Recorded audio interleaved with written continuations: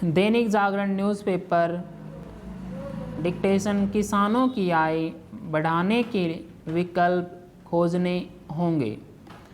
100 शब्द पर मिनट।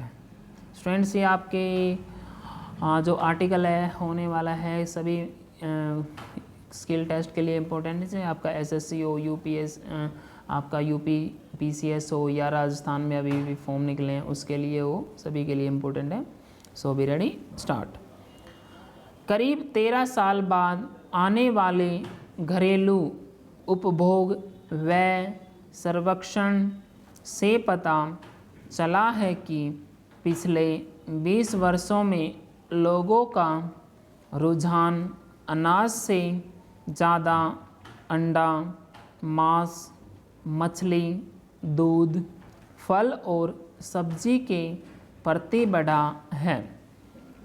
दूसरा, ग्रामीण भारत में भी खेती करने वालों के मुकाबले अन्य पेशों वाले लोग खाने पीने पर ज़्यादा खर्च कर रहे हैं, यानी उनकी माली हालत बेहतर है।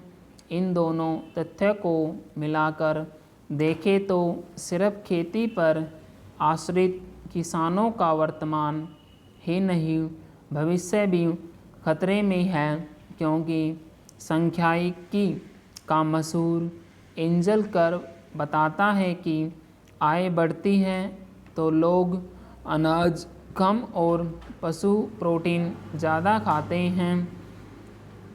ऐसे में केवल गेहूं चावल की खेती करना या एमएसपी की मांग करना क्या स्थिति और समय के अनुकूल है? अगर खाद्यान्न लोगों के उपभोग से ज़्यादा है तो सप्लाई डिमांड के सिद्धांत के तहत सस्ता होगा ही। लिहाजा किसानों को फसल विविधीकरण करना ही होगा।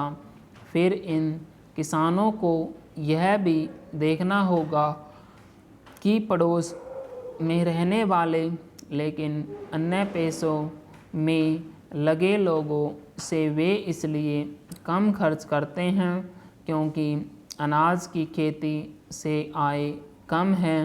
डेयरी, कुक्कुट एवं मत्स्य पालन या नकदी फसल की खेती की ओर उन्मुख होना उन सभी किसानों के लिए तत्काल ज़रूरी है जो केवल 23 फसलों पर मिलने वाले एमएसपी की मांग कर रहे हैं। यह बात केवल गेहूं चावल की खेती पर निर्भर रहने वाले देश के किसानों पर ज़्यादा लागू होती है। भारत में भी सरकार गन्ने से ही नहीं मक्के से भी एथेनॉल बनाने की नीति पर जोर दे रही है। गरीब शाकाहारियों के लिए आज भी दाल प्रोटीन का मुख्य स्रोत है। लिहाजा आंदोलनकारी किसान भी सरकार द्वारा दलहन की खेती की सलाह पर गौर करें। आगामी जुलाई तक इस सर्वे के सभी निष्कर्ष आने का बाद कई नए नीतिगत फैसले लेने होंगे। पूर्ण विराम।